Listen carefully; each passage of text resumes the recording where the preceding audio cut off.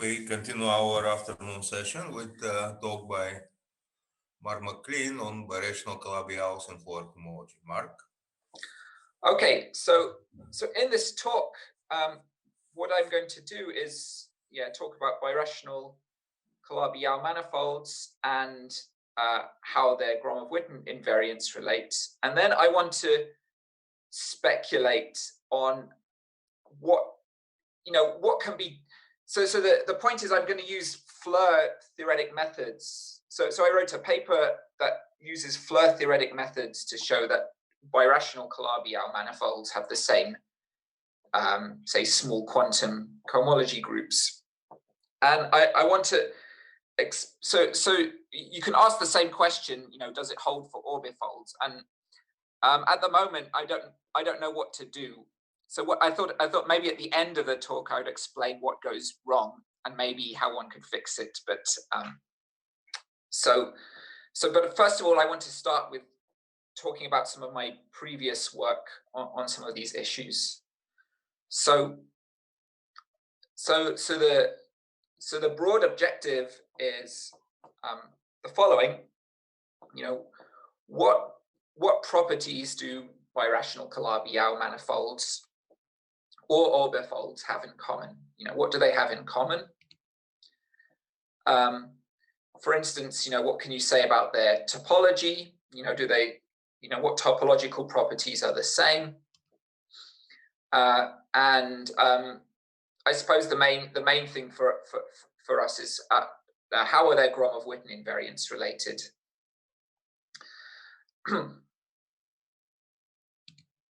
Okay, so I thought I would start with a simple case which I did with Alex Ritter. So I want to understand these questions using the tools of Floer theory. Okay, so let's say I have a finite subgroup of the special unitary group, and I have a crepant resolution of Cn mod G. So SUN acts naturally on Cn, and I can look at the quotient space Cn mod G. That's you can think of that as our Calabi-Yau orbifold. And then we have a crepant resolution. So it's a resolution of singularities with trivial first Chern class. So Y is also Calabi-Yau manifold, and pi is a birational morphism between these two objects. So we want to understand, what features do Y and Cn mod G have in common? Okay, so I'm going to fix a field K, and I'm going to say the cohomological McKay correspondence over K, that says the following: there is a basis of the cohomology of Y consisting of conjugacy classes of G. And, this could be a natural basis, some sort of natural basis. So, so this is sort of a relationship between the topological properties of this orbifold and this manifold. So the conjugacy classes basically span sort of orbifold, are the sort of basis for orbifold cohomology of Cn mod G, and then we have the cohomology of Y. So the claim is they have the same rank. Okay, so I want to understand this from a Floer theoretic perspective. So, but maybe I should just say previous results. So this is true when, say, K is characteristic 0. And the method used there was something called motivic integration, which I don't know, I think of it as some sort of fancy Euler characteristic argument or something like that.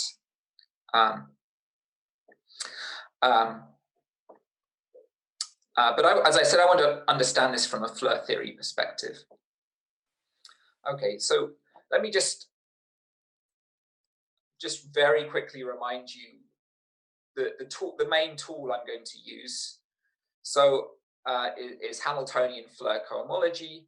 So this is a cohomology group. The generators of the chain complex, sort of as a Z module, are the orbits of H. Technically, they're not really just the orbits. I usually think of them as orbits together with some sort of cycle that caps them off. That's the way I like to think about it. But I know other people like to think about it in other ways, but that's how I think of the generators, orbits with some sort of two cycle whose boundary is that orbit. And those are technically the generators, not just orbits. So, you know, you have many two cycles bounding the same orbit and they represent different generators. And then the differential with respect to this basis of orbits is a matrix, and the entries of that matrix count cylinders satisfying some PDE, which is a perturbed Cauchy-Riemann equation. And this is the sort of picture, you know, one might have in mind when one thinks about Floer cohomology. You have a bunch of orbits, and then you have cylinders satisfying some PDE connecting them. And then this gives you the generators, gamma 1, gamma 2, gamma 3, gamma 4, and a differential. D of gamma 1 is gamma 2 plus gamma 3, and D of gamma 3 is gamma 4, something like that. So that's a sort of picture. So that's a very, very quick summary of Hamiltonian Floer cohomology, just to remind anyone who's not used to thinking about these things. Okay, so now I want to use this tool to understand the cohomological McKay correspondence. So in our case, I'm going to just have a simplifying assumption, which is I'm going to assume that this group acts freely away from zero. This is quite a restrictive assumption in the sense that the only examples I know are either ADE sort of singularities, where Cn mod G is some sort of ADE singularity, or some sort of toric singularity, but I don't really know any other examples. If anyone knows any examples beyond those, I would be grateful. Okay. Suppose I have a Crepin resolution of this singularity, but it's also Kähler, so I'm going to assume it has a Kähler form. I'm not sure if all Crepin resolutions of such singularities have Kähler forms or not. Who knows? But I'm going to assume it.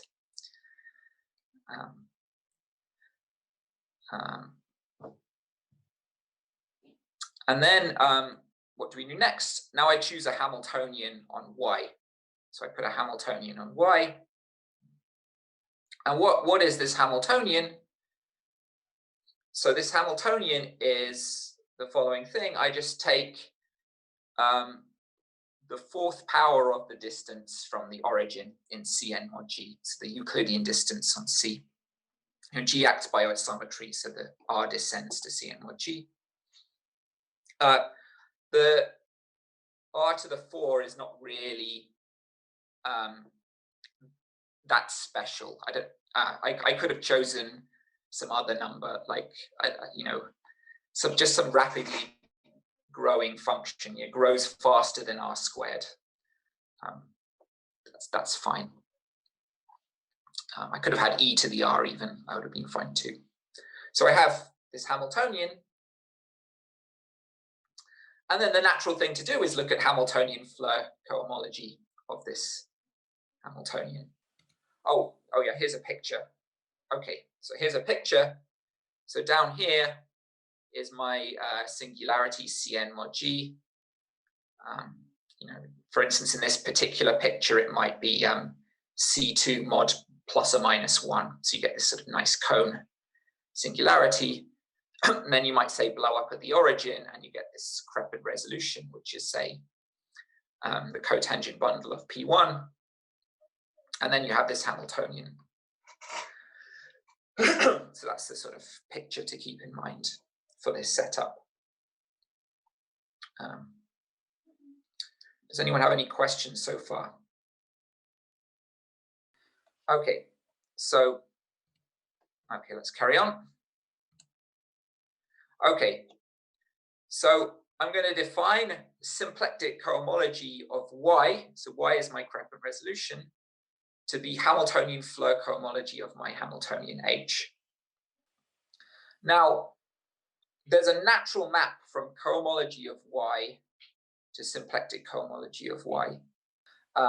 You know, this is some sort of, if you know the terminology, this is some sort of PSS map, or you could just choose a very small Hamiltonian, and then Floer cohomology is Morse cohomology, and then you grow it up to R to the 4 and take the natural continuation map, which is given by some count of cylinders satisfying perturbed Cauchy-Riemann equations.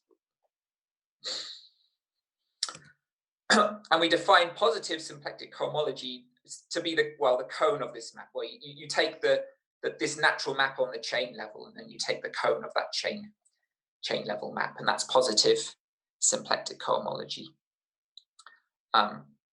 So the way I don't like to think of it as a cone like this, really. I would rather think of it as follows. So essentially, the chain complex computing positive symplectic cohomology is generated by non-constant one-periodic orbits of H. So if you look at this H, it has a minimum, and the minimum is a sort of along the exceptional locus of pi, the sort of pi inverse of 0. And those are the constant orbits. And my claim is you can ignore those constant orbits. You can sort of quotient them out. And then the other orbits are non-constant ones, which sort of spin around the exceptional locus. And those are the ones I keep. And I'm looking at the chain complex corresponding to those orbits that spin around this, wrap around this exceptional locus. Okay, so positive symplectic cohomology is the key sort of Floer group I'm interested in this particular example. Okay, so here's the main theorem. So suppose K is a field and its characteristic is greater than the size of G, then the theorem has two claims. The first claim is that positive symplectic cohomology is isomorphic to cohomology of Y. And then the second claim is positive symplectic cohomology is generated by conjugacy classes of G.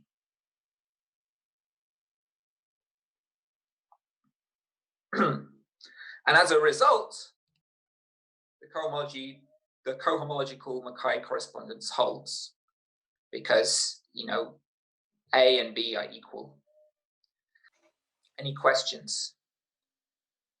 Mark, for characteristic 0, what about characteristic 0? Oh yeah, characteristic 0 is fine too. Yes. Oh yeah, sorry. Yes. Yeah, characteristic 0 is fine too. Yeah. Thank you. Yeah, I should have included that. Any other questions? Yeah. So actually I didn't talk. Maybe. So I'll explain a sketch of why A is true and why B is true. B is the reason why we need this characteristic assumption, either characteristic 0 or characteristic greater than G, but A doesn't need this assumption. So I want to just quickly sketch why A is true and why B is true. Okay, so proof of A.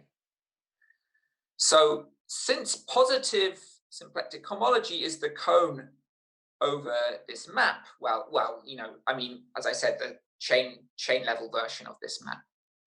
So then you have a long exact sequence between cohomology, symplectic cohomology, and positive symplectic cohomology. And as a result, to prove this isomorphism A, i.e. we want to show that positive symplectic cohomology is the same as cohomology, it's sufficient for us to show that symplectic cohomology vanishes. Okay, so we just want to show that Floer cohomology of this Hamiltonian that's given by r to the power of 4 is 0. Okay, so how do we do that? So what we need to do is show it's 0 in each degree. So let's fix a degree k. And then the point is, the nice property of Hamiltonian Floer cohomology is if I have my Hamiltonian and I say deform it inside a compact set, the Floer group doesn't change by continuation map methods. So it doesn't matter what Hamiltonian, I can move my Hamiltonian about however I like. So as a result, I can deform H inside a compact set so that's equal to the pullback of some function of r squared. Okay, with the property that the derivative of this function is big, just as large as I like, so greater than 2 pi k is enough. That's my claim. Okay, so now I have a function which might, say near the origin, it looks like, say, 100. It looks like some large multiple of, say, r squared or something like that. And then I interpolate it sort of convexly between r squared and r to the power of 4 or something at some point, and I get this function with this property. So this does not change symplectic cohomology. And then the claim is that this Hamiltonian H check has no orbits of index k. Okay, now I haven't said anything about index. I could say something very vague about index, so I'll do that now. So Hamiltonian Floer cohomology is graded by the Conley-Zender index. And what is the, so each orbit is assigned a Conley-Zender index. And as you go, and as you go around this orbit, you can look at the Hamiltonian flow nearby this orbit. Say infinitesimally nearby this orbit. And what it does is it sort of, it might sort of wrap around this orbit in some way. And the sort of wrapping number is this sort of how this orbit, this flow twists around the orbit, that the sort of rate at which it twists, it is sort of basically sort of how many times it sort of twists around this orbit is roughly something like the Conley-Zender index. So for instance, the linearization of the flow along this orbit could be, say, given by a family of unitary matrices, and then you can take the determinant of those unitary matrices and you get an element of U1, and it's spin. You count how many times you spin around U1, and that's sort of roughly the Conley-Zender index. So in this particular case, the derivative of f, this function f here, is very big. And so what that means is if I look at some orbit, the point is that the sort of flow twists really, really quickly around this orbit. And so you get a very high index. And so SHK is 0. Okay, so that's a very impressionistic idea of the proof. Okay, so now let's go to the proof of part B. Maybe I should just go back really quick and remind you what B is. Just do the short slides. So here's B. We want to show that positive symplectic cohomology is generated by conjugacy classes of G.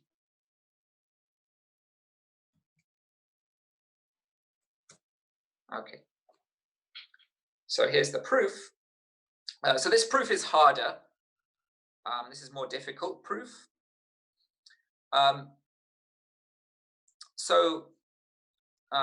What's the idea? The idea is to compute, so it is to use the original Hamiltonian, r to the 4, look at the orbits explicitly, and hope there aren't any, look at the, hopefully there aren't too many differentials, and so you can compute something.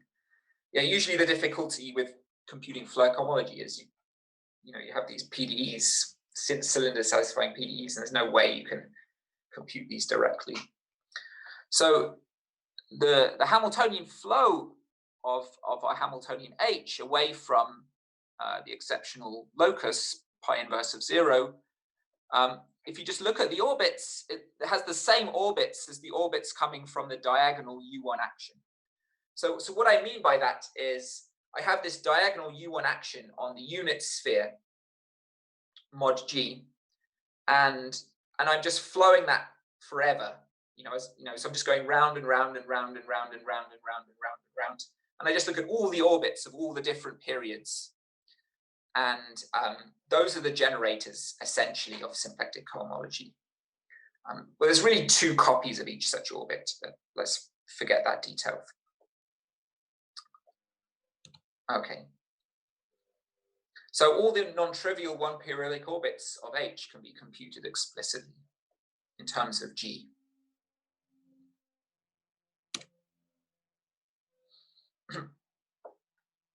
So since G acts freely away from the origin, and since the unit sphere is simply connected, because I'm going to assume n is big, bigger than 2 or higher or something, then you can look at these orbits form loops in the sphere mod G. So they represent elements of the free loop space, and in particular elements of pi 0 of the free loop space. So each of these orbits represents an element of pi 0 of the free loop space of Sn2 minus 1 mod G. And that pi 0 is freely generated by conjugacy classes of G. And as a result, we have this natural sort of grading really on SH. It's not quite a grading actually, but we have this natural, we can assign this element of pi 0 to each loop. So the 1-periodic orbits of H represent conjugacy classes of G. And so we just have to show that symplectic cohomology is sort of rank 1 for each of those conjugacy classes, essentially. Okay, so yeah, here I'm just being vague. That one uses this structure to show that each homotopy class of orbits contributes a 1-rank summand of SH plus. Okay, so now there's one problem, which is, okay, there's several issues, that sort of issues that I'm hiding. So the first is, it's best not to work with positive symplectic homology. It's actually best to work with S1 equivariant, the S1 equivariant version of Hamiltonian Floer cohomology. Or, you could think of that as something like contact homology.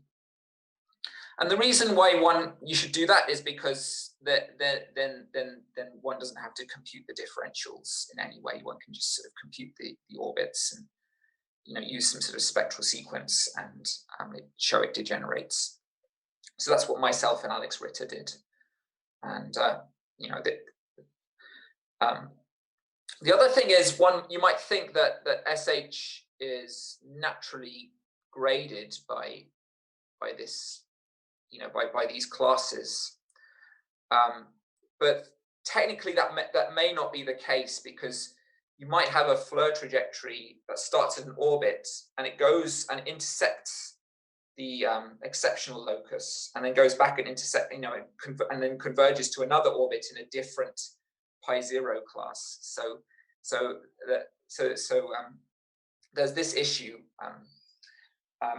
which is a little bit unfortunate, because we wanted to show that there was a natural basis given by conjugacy classes, and we couldn't quite do that. Nonetheless, we could show that the rank was the same. Okay, so what I want to do next, oh yes. So I want to explain how this sort of relates to arc spaces, and sort of a little bit to the motivic story a little bit. So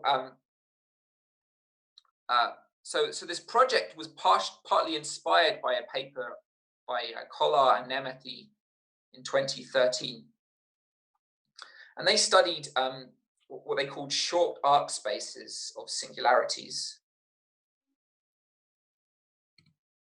So the short arc space of some variety is just the space of holomorphic maps mapping into that variety.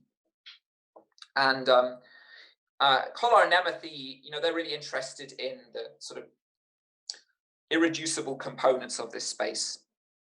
I mean, it's not a variety, but they have some notion of what they, some sort of ad hoc notion of irreducible components, which seems to work well enough for them. But for us, we're just interested in the topology of this space, say C infinity topology or something. Oops. So we define the short arc space of Cn mod G to be the subspace of short arcs, so the space of holomorphic maps from the unit disk to Cn mod G, so that the preimage of 0 is 0. So you have this disk mapping to our singularity, and only the origin of the disk goes through the singularity, and the rest is away from the singularity. And then, given this short arc space, you have a natural evaluation map. And it's a map, just think of it as a map of sets. It's a map of sets from the short arc space to the exceptional locus pi inverse of 0. And you just define this map by using the removable singularity theorem. So, D minus 0 it doesn't intersect the singularity. So it lifts to the resolution y, because I'm assuming my resolution is a biholomorphism away from the singularity. And then you have a map from a punctured disk to y, and you just fill in by the removable singularity 0. So you just extend this lift to y, and you evaluate at 0. So this map is not a continuous map. Somehow, because these disks in y can sort of form bubbles, and that causes problems. Nonetheless, Kolar and Nemethy study this map. Actually, this idea was originally due to John Nash. And we also have another map.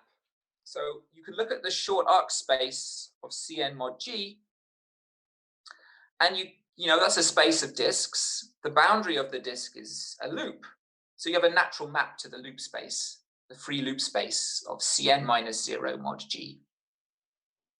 So that just sends an arc to its boundary. Okay, so we have these two maps. We have this evaluation map and this boundary map. So what Kolar and Nemethy do is they show that this map above, this one, is basically an isomorphism on pi 0. So they sort of, if you're thinking about so they essentially show that pi 0 of this space is generated by conjugacy classes of G. And they conjectured that the evaluation map EF0, so this evaluation map I wrote on the previous slide, so this evaluation map here I wrote on the previous slide, sending the arc to lifting the arc to the resolution and evaluating at 0. So what Kolar and Nemethy conjecture is that if you say take there's just one irreducible component of this short arc space, and you look at the image under the evaluation map of this irreducible component, and they conjecture this sweeps out some cycle, and those cycles should give you a basis for say homology.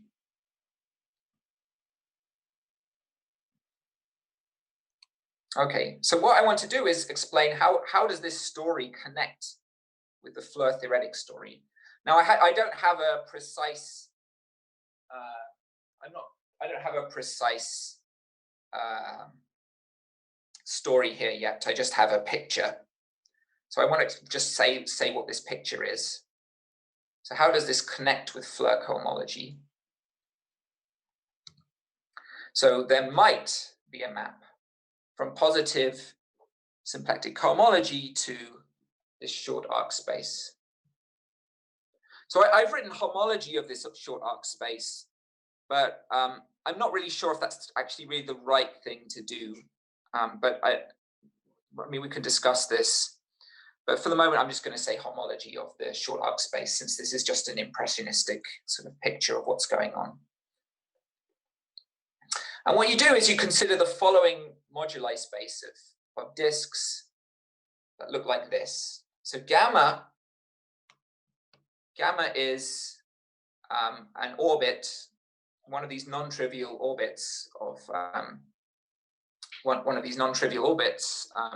You know, these generators of SH plus, and then this disk satisfies some perturbed Cauchy-Riemann equation, and then the point is that this term here vanishes near the origin of the disk. So when S and T, which are the coordinates on this disk, are close to 0, then this map is just the holomorphic curve equation. And all I do is I take this disk and I just chop off the end. And that gives me a holomorphic arc. So I have a family of, I have an orbit, and then I have the moduli space of disks that limit to this orbit. And then the ends of those disks, you just chop them off, and that family gives you a family of arcs. And then, this should give you some map between, homology groups. So this is a sort of impressionistic picture, sort of motivating picture, that sort of motivated the above project with Alex Ritter. Does anyone have any questions about this story? Could you say again how you get a homology class from this picture? Oh, okay. So you have this is like a PSS map, if you know what a PSS map is. I don't know, some people don't know what they are, but the PSS map is like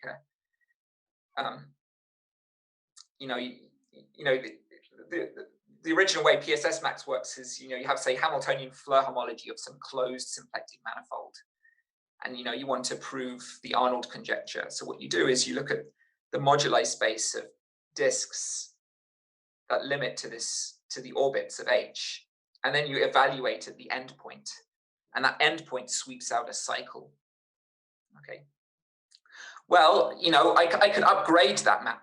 I could say, well, instead of looking at just the endpoint, I could look at, say, the one jet space of that endpoint, and that will sweep out a family of jets. Or I'm saying, you could go even further. You could say, just look at just take this family of disks and just chop off, just look at the end of those disks and just chop. You just have you have a family of disks that limit to an orbit, and then you just look at the ends of those disks, and they give you little holomorphic disks, and therefore you have a family of holomorphic disks. That family of holomorphic disks should be some cycle, and so this map, you might hope is a chain map from Hamiltonian Floer cohomology to the sort of moduli space of to this short arc space. Does that make some sense? That's maybe a bit more confusion. Yeah, I think that makes more sense. Thank you. Okay.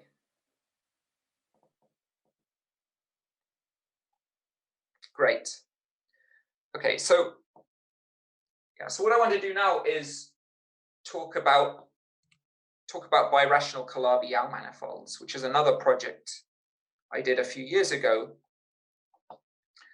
And I want to explain this project. And then if I have time, I'm not sure I have time, but if I have time at the end, I want to explain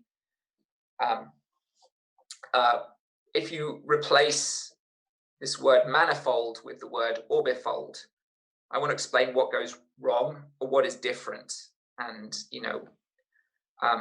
what things I can fix and what things I can't fix at the moment, at least. Okay, so we start with two birational Calabi-Yau manifolds over the complex numbers x and x hat. So I'm going to fix some birational morphism between them. And then there's a lemma which says the following thing. So for me, this is a crucial lemma. There exists a codimension greater than or equal to two subvarieties, v in x and v hat in x hat, together with a natural isomorphism phi from x minus v to x hat minus v hat. So all I'm saying here is, if you have a birational morphism between two Calabi-Yau manifolds, then it's well defined outside a codimension 2 subset, and this phi is the birational morphism. Okay. And maybe I'd say a very, very quick word about sort of morally why this is true. So the point is, let's suppose, say, v was codimension 1, so I couldn't sort of extend my birational morphism over a codimension 1 subset. Well, then essentially what the birational morphism has to do is take this codimension 1 thing and contract it to a codimension 2 thing. And that contraction creates some sort of first Chern class. And as a result, it can't be Calabi-Yau. So because it sort of looks like a blowdown. If you have a blowdown map, C1 is non-zero if you blow down something. Okay, so that's sort of very sort of roughly why this lemma is true.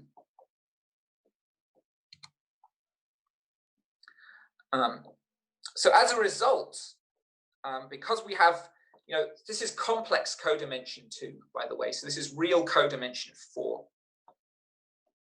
So V and V hat are of real codimension 4. And as a result, we have identifications of these homology and cohomology groups. So if you look at the second cohomology group and you look at the second homology group, they're the same, because if you have a manifold and you remove a codimension 4 subset, it's not going to change H2.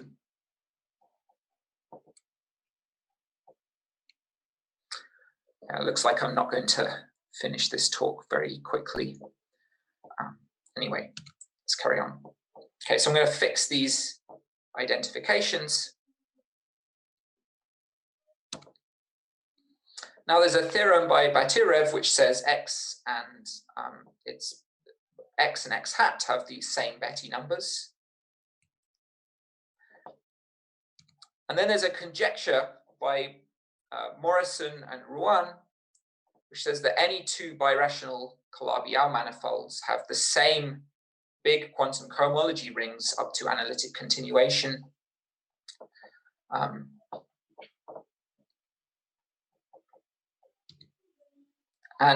Previously, there was a result by Li and Rouen which proved this conjecture in dimension 3. And then there's a theorem by Iwao, Li, Lin, Ku, and Wang. And they say that this is true if it's the birational map between x and x hat is very special. It's called an ordinary flop, which I won't explain, actually. I don't think I should explain that. Okay.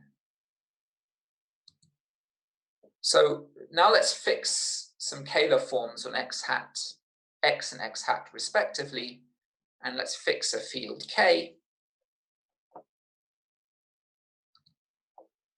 And then I can define the following Novikov rings over x and x hat. So this is the first Novikov ring. So what is this? So you should think of it as the group ring of H2, and then it's completed with respect to the Kähler form omega. Okay.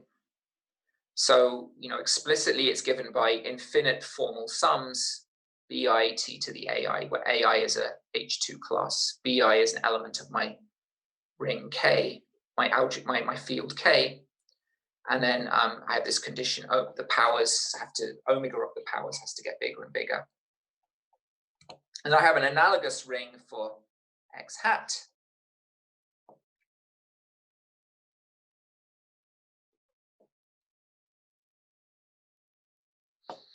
And then I can also look at, remember I said that this H2 and this H2, these two H2s are canonically identified.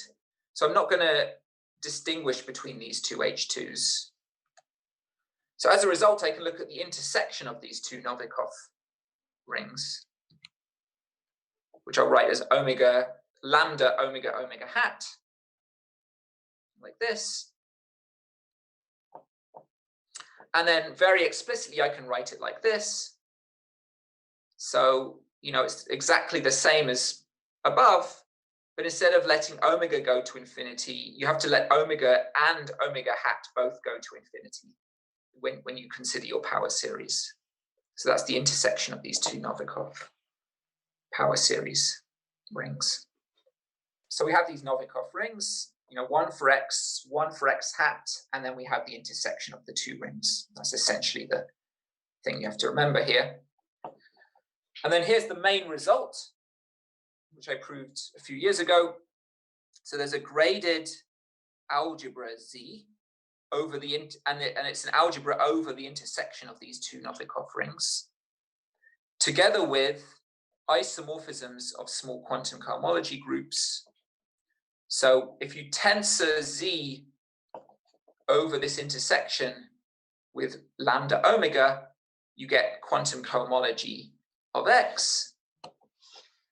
And similarly, if you tensor over lambda omega hat, you get quantum cohomology of X hat. There should be a hat on here.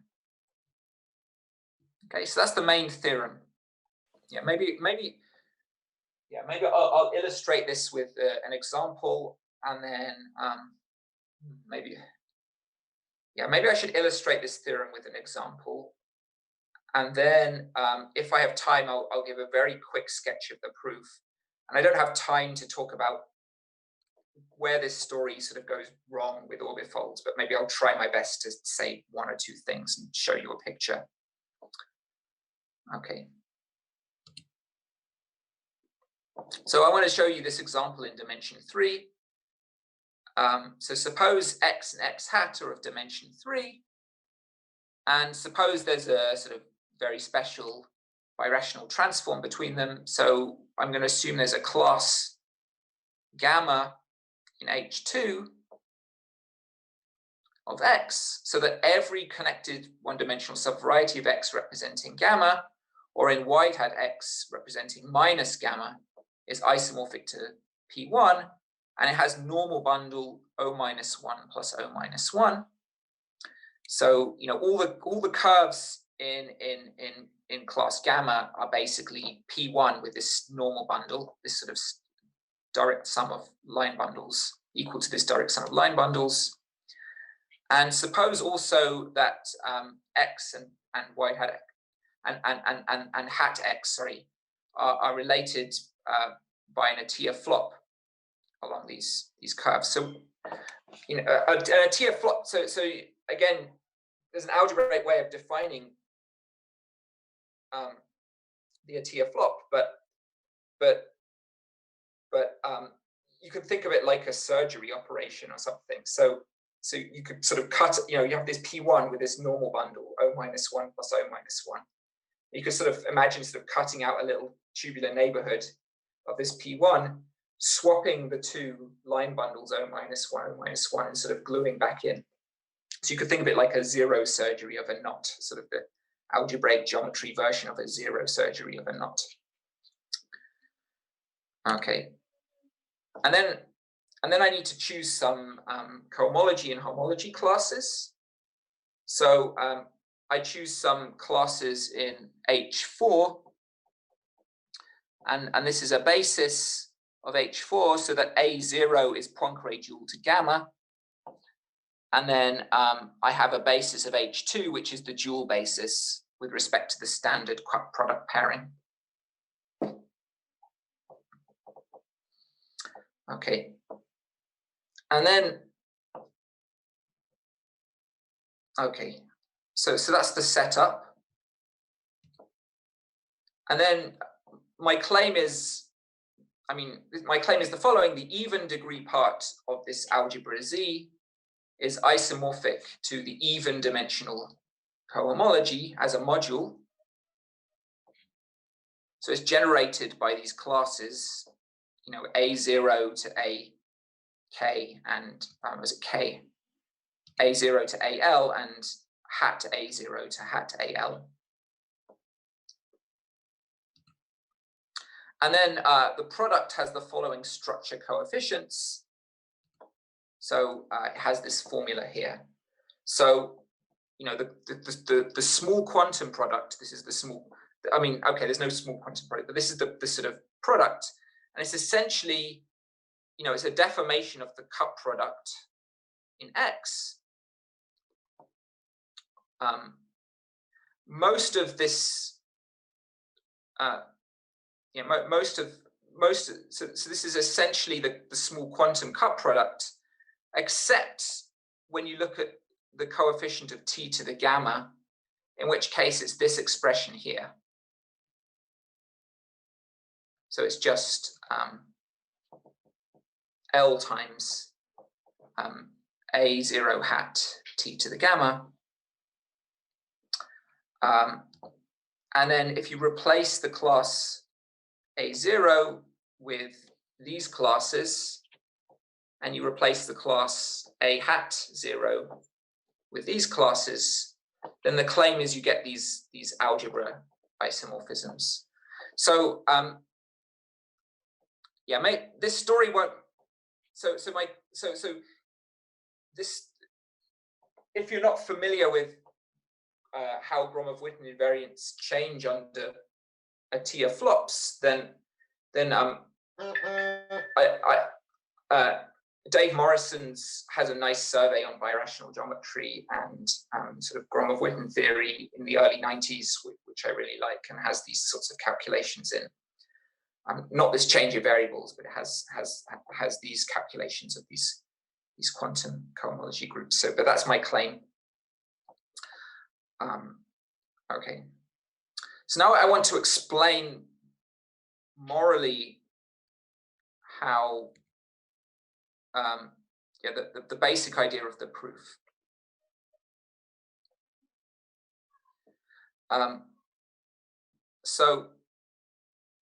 Okay, so we have our setup, which is we have our two birational Calabi-Yau manifolds. So that now we have just general birational Calabi-Yau manifolds, X and hat X, and X minus V is isomorphic to X hat minus V hat. And remember, V and V hat are of codimension 2. And then what we do is we choose a common affine subvariety. So if you have a birational morphism, that you have a common affine subvariety. Technically, in my paper, I think I choose a specific common affine subvariety. So if you just chose any one, you might have to remove some additional hypersurfaces and to get the technical details to work. But for the moment, that doesn't really matter for the purposes of this talk. And then the next fact we use is, if you look at Hamiltonian Floer cohomology, it's isomorphic as an algebra to small quantum cohomology. So it has this, it has a product on it given by counting sort of pairs of pants satisfying some PDE. So that's the counting these pairs of pants gives you the structure constants for the small quantum for the pants product in Hamiltonian Floer cohomology.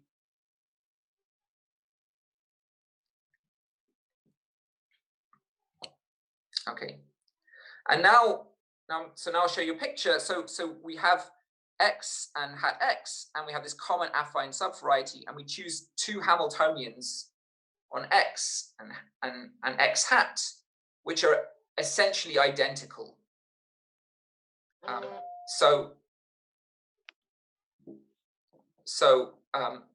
H and H hat are basically identical inside A, or inside some sort of large compact subset of A.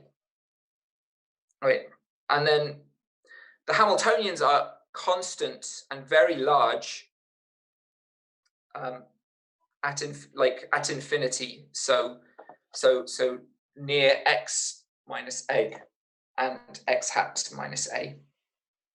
So these are the Hamiltonians I choose. And remember, I want to show that the Hamiltonian Floer cohomology groups, Floer cohomology algebras are the same for both of these Hamiltonians.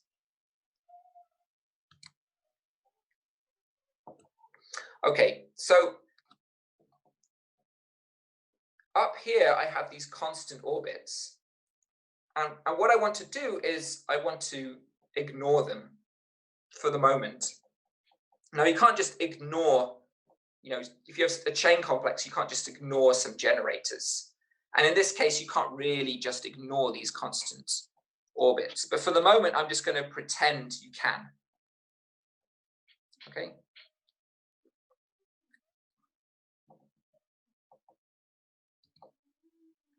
So then, basically the generators of the two Floer complexes are identical.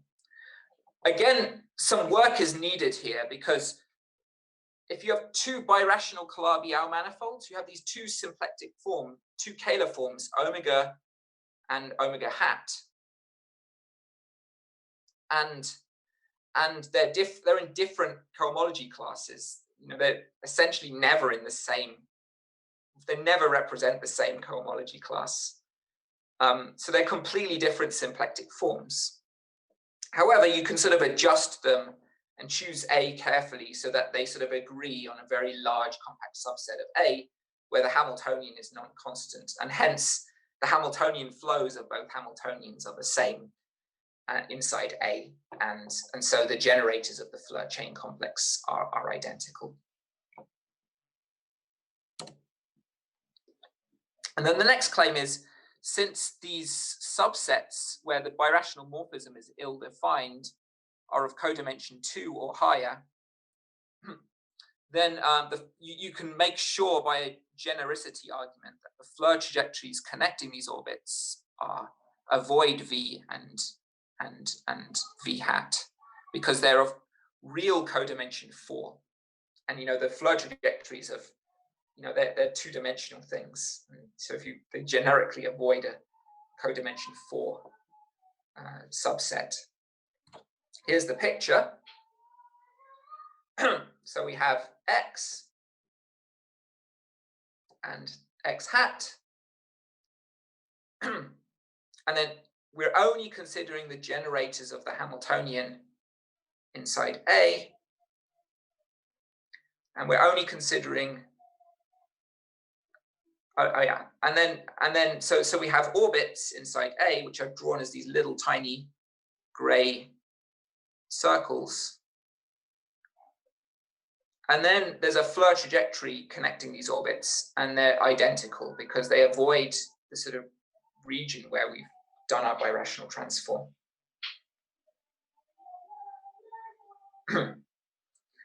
Okay. So that's a very, very vague sketch of what is going on. I have 3 minutes. Maybe I should just show you a picture to explain, what the real thing that goes wrong with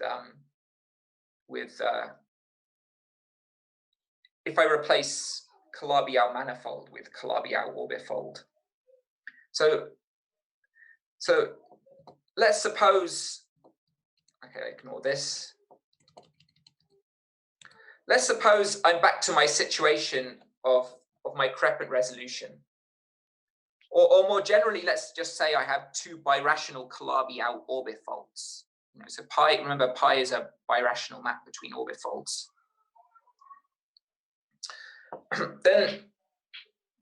then you could try and use the same approach as I did for the birational Calabi-Yau manifolds for these orbifolds.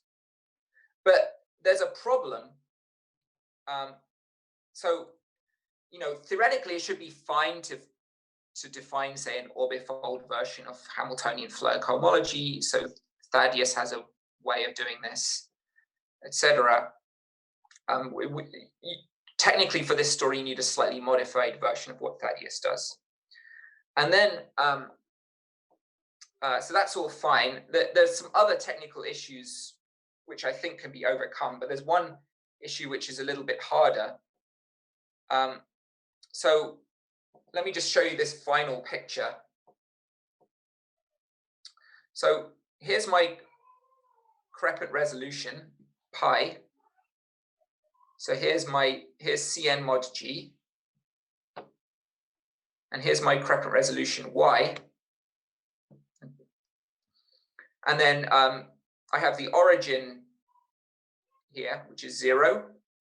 That's my singularity. And then I have pi inverse of 0 up here, which is, you know, some union of divisors like this. And then I can choose some appropriate Hamiltonians. They sort of large and constant, you know, just as I did for the birational Calabi-Yau setting, they're large and constant near 0 and pi inverse of 0. So I can assume that the orbits generating these Floer groups are disjoint from the singular locus and the exceptional locus, and they're identical. But the problem is that the exceptional locus is codimension 1. So that's a problem. It means that if I have a Floer trajectory connecting these identical orbits, well, maybe I can assume that pi of this Floer trajectory is this Floer trajectory here.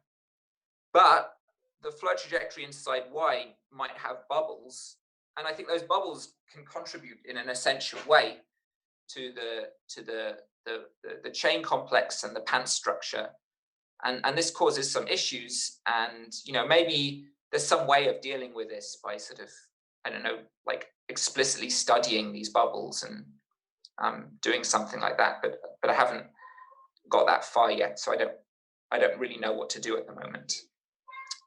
Okay, so that's the end of my talk. All right. Let's thank Mark.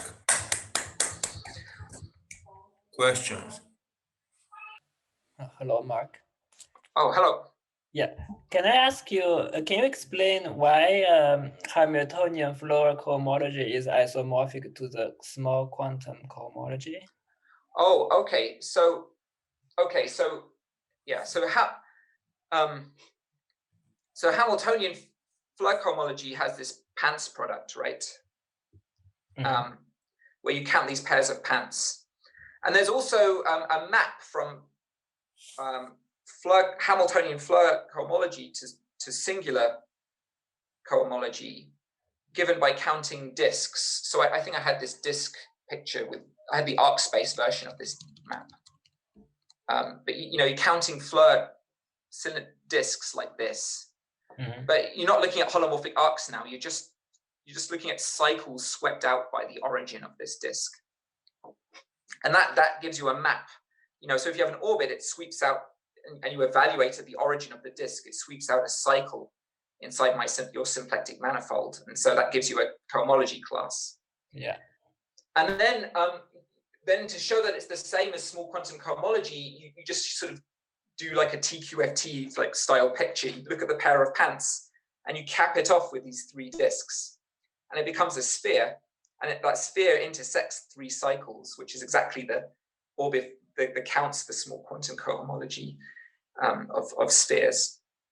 The only difference is it satisfies a perturbed equation, but this perturbed term is not important. You can flatten it. It doesn't change small quantum cohomology.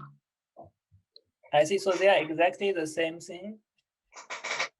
Yeah, so they're isomorphic, yeah, for closed symplectic manifolds or for certain open ones. Yeah. I see. Thank you. Other questions? If not, let's thank Mark again.